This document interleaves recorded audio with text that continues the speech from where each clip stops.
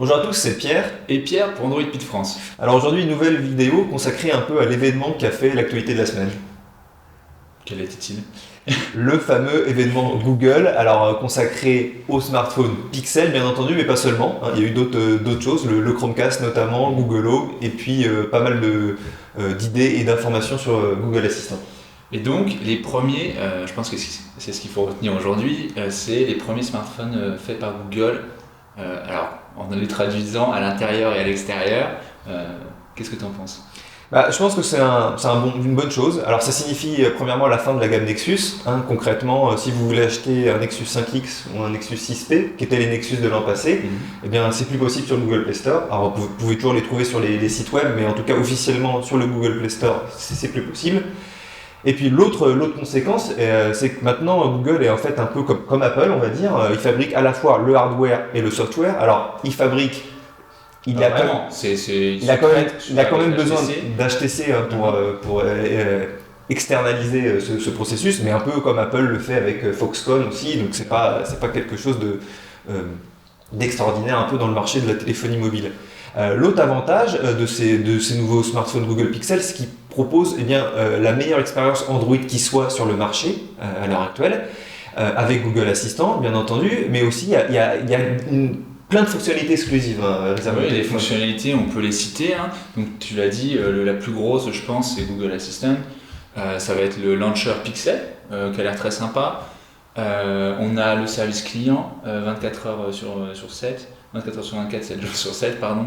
On va avoir aussi, en dernier lieu, les mises à jour logicielles. Alors, 2 ans et 3 ans pour les sécurités. Voilà, et l'avantage c'est que c'était une fonctionnalité d'Android Nougat, mais elle est encore plus poussée sur les pixels, puisque quand vous recevrez une nouvelle mise à jour, elle se fera de manière silencieuse en fait sur le smartphone. C'est-à-dire que là, je redémarre mon téléphone, j'aurai pas le message non. patienter. La mise à jour se téléchargera et s'installera en arrière-plan, en fait, dans une deuxième partition système, et puis au redémarrage, vous bénéficierez de la nouvelle version. Alors il faudra peut-être patienter un peu. Non, parce que là, en fait, je rigole parce que ça me fait penser à nos ordinateurs Windows. On arrive le matin et on a 1h30 de mise à jour les 2 semaines. Donc voilà, ce ne sera pas comme ça, mais en tout cas, on a un peu l'avantage, comme les clients un peu iPhone ont avec leur téléphone, c'est de bénéficier de la mise à jour dès qu'elle est disponible. Donc ça, c'est quand même un avantage. On parlait, tu as mentionné que ce serait peut-être copier un peu, ou alors il faisait une stratégie similaire à celle d'Apple. Est-ce qu'on n'a pas aussi une rupture avec d'autres concepteurs de smartphones comme Samsung? On a vu que Samsung, on a entendu des bruits de couloir comme quoi ils allaient se concentrer sur Tizen. Est-ce que le marché des smartphones et Android en particulier n'est pas en train de complètement changer cette année? Alors oui, il est en constante évolution. C'est vrai que là, Google prend un pari, peut-être de se fâcher avec d'autres constructeurs, dont Samsung. Mais ceci étant, on va aussi parler des prix, parce que c'est important, des prix des Google Pixel et puis de la disponibilité. Premièrement, ce sont des smartphones qui donc sont haut de gamme. Alors certains, je sais que toi tu trouvais ça particulièrement cher, un peu. Donc rappelons le tarif, le Pixel est à 769 € en version 32 Go. Et le Pixel XL, qui débute en 32 Go aussi, est à 899 €. Il faut rajouter 140 € supplémentaires pour la version 128 Go. Alors après, moi je trouve ça cher parce qu'en général, j'achète mon smartphone seul, pas avec un abonnement. Il faut le mentionner aussi, la plupart des consommateurs, notamment ici en Allemagne, à Berlin, vont partir sur des forfaits, donc le smartphone est beaucoup moins cher, beaucoup plus abordable. On paye par mois une trentaine d'euros pour un forfait correct. Mais moi qui vraiment l'achète seul en général, c'est vrai que ça fait un peu mal et j'aurais tendance peut-être à aller voir ailleurs.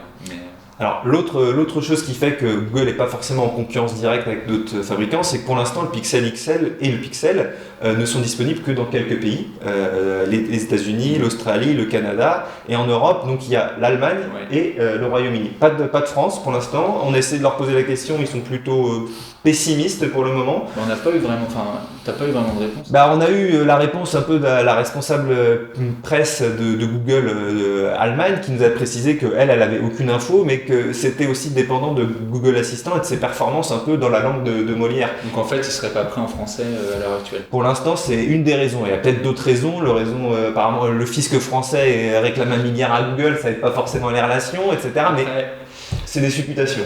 Ouais, mais après, est-ce que c'est pas un échec un peu pour Google de ne pas pouvoir lancer ses produits partout en même temps? C'est aussi, je pense que l'apprentissage, on reparlait de la stratégie d'Apple, c'est aussi une manière d'apprendre. Google et la distribution, pour l'instant, ça fait deux. Ils ont décidé de passer dans la plupart des pays directement via leur propre canal de distribution, qui est Google Store, ou via un accord avec un opérateur exclusif. Donc, par exemple, Deutsche Telekom en Allemagne, Verizon aux États-Unis. S'il y a exclusivité en France, on penserait plus vers Orange parce que c'est le plus gros opérateur mobile et c'est le cas pour Verizon et Deutsche Telekom. Mais pour le moment, comme je le disais, il n'y a aucun opérateur français qui a été confiant pour les voir chez nous Pour l'instant, pas vraiment. J'avouerais que si vous voulez l'acheter... Non, ce qu'il faut faire, c'est passer par Android Pit, vu qu'on est situé en Allemagne, et puis on verra ce qui se passe. Voilà. Alors, on va développer tout un marché noir. Mais... je pense que c'est, en tout cas, si on revient sur les téléphones en eux-mêmes, moi je suis plutôt séduit. Je trouve que c'est vraiment deux beaux produits, Pixel et Pixel XL, qu'on est enfin dans du haut de gamme Google, et si on veut la meilleure expérience Android qui soit, c'est là qu'il faut aller. Écoute, je te rejoins sur ce point. Moi j'ai eu un peu de mal durant la présentation, j'étais un peu déçu, j'attends toujours énormément de la part de Google. Mais au final, c'est vrai que les smartphones, notamment en noir, je trouve assez sympa. Toujours le petit côté bling bling mode, les couleurs. Alors d'ailleurs, il y a une couleur bleue qui s'appelle Really Blue, presque bleu. Un super accent, Pierre, bravo. Mais qui ne sera disponible qu'aux États-Unis au départ, et après qui arrivera peut-être en France. Peut-être pas. Ou peut-être pas. En tout cas, non, mais c'est vrai qu'au niveau design, je trouve ça assez épuré. Au niveau caractéristique, une chose que j'apprécie, c'est qu'on ait les mêmes caractéristiques sur les deux smartphones. C'est un truc que j'avais retrouvé sur les Xperia à l'époque, entre Xperia et Xperia Compact. Le Compact était un smartphone haut de gamme. Et maintenant, on a beaucoup de smartphones au rabais, je dirais, pour des tailles plus petites. Et je trouvais ça dommage. Là, c'est plutôt pas mal. On a deux tailles, les mêmes fonctionnalités. Peut-être un mot sur l'écran et la batterie qui change, Pierre?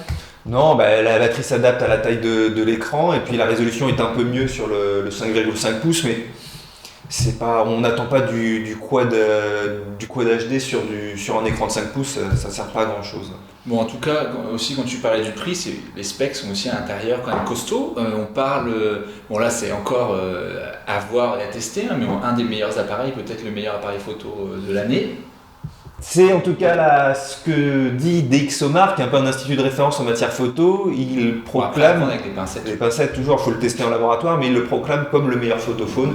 Faut voir parce que le S7 est quand même particulièrement performant, il nous a vraiment séduit et donc ce sera aussi un duel à faire, je pense, un S7 versus Pixel quand on le recevra dans quelques jours, parce que je pense que ça intéressera pas mal de gens. Quoi qu'il en soit, si vous voulez relire les prises en main des deux téléphones, direction androidpit.fr.